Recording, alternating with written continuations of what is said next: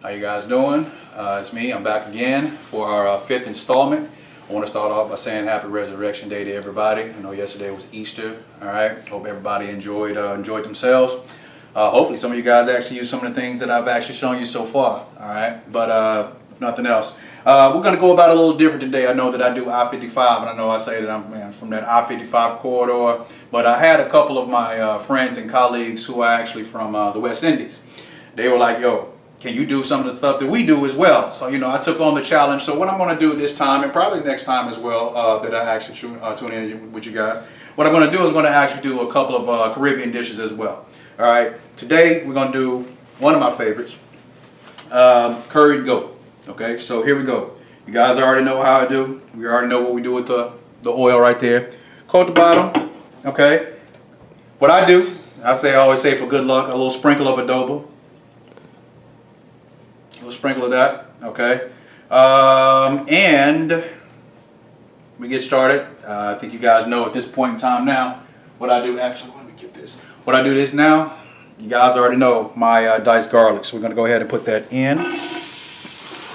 That's already ready. And you guys can see I have, and that's about, by the way, that's about half of entire garlic bulb and everything. Okay, so as you guys can also see, I got the potatoes. We can move it over here. Those I got potatoes. It's about a potato and a half or so, or a really big one. There's really about one really big potato. If it's a small one, like a potato and a half of a red pepper, half of a green pepper. One of my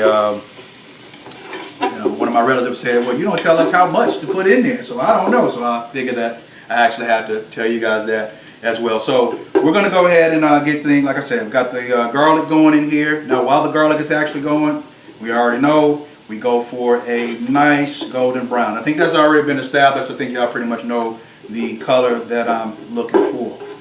Alright. But a little trick to it. I've also learned if you guys want to use a little bit of ground ginger. Not a whole lot. You're going to actually sprinkle that towards the bottom, the base. Gives that a little flavor. About a teaspoon or so. All right, maybe a little more. All right, and as this goes, you guys are going to obviously also need curry powder. Okay, that curry powder is going to go in. Actually, it's going to go in soon.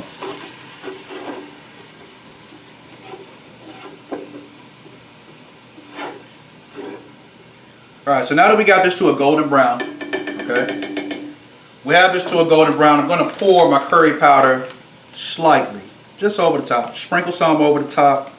You might want to zoom in, though. Come on, see how much. Oops, that's too much, but I can actually recover from that. All right, so it's not going to hurt. Even though I kind of overdid it there, that's not going to hurt. My apologies for that. All right, maybe I need to start measuring. Now, as you guys can see, it's going to soak up a lot of the oil. So what you can actually use to nullify that is coconut milk. I'm going to sear that bottom with that coconut milk. Okay.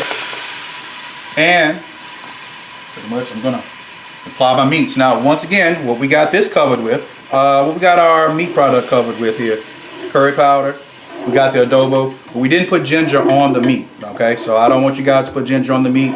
The ginger more so goes into the roux. All right. So once we actually get that going, we're going to actually put this down in here. You know, I like doing it one by one because I'm just super picky, but really honestly, you can scrape them off in there if you wanted to. So, again, this is a pretty inexpensive dish. You guys probably want to go to one of the international supermarkets because, you know, goat meat is not the easiest to find, but very tasty, very flavorful.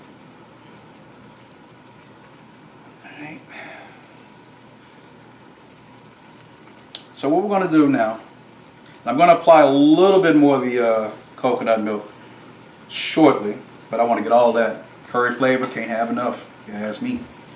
Alright, so we're going to get that in there.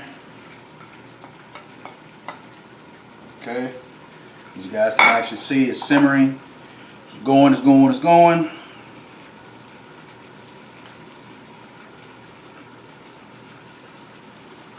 And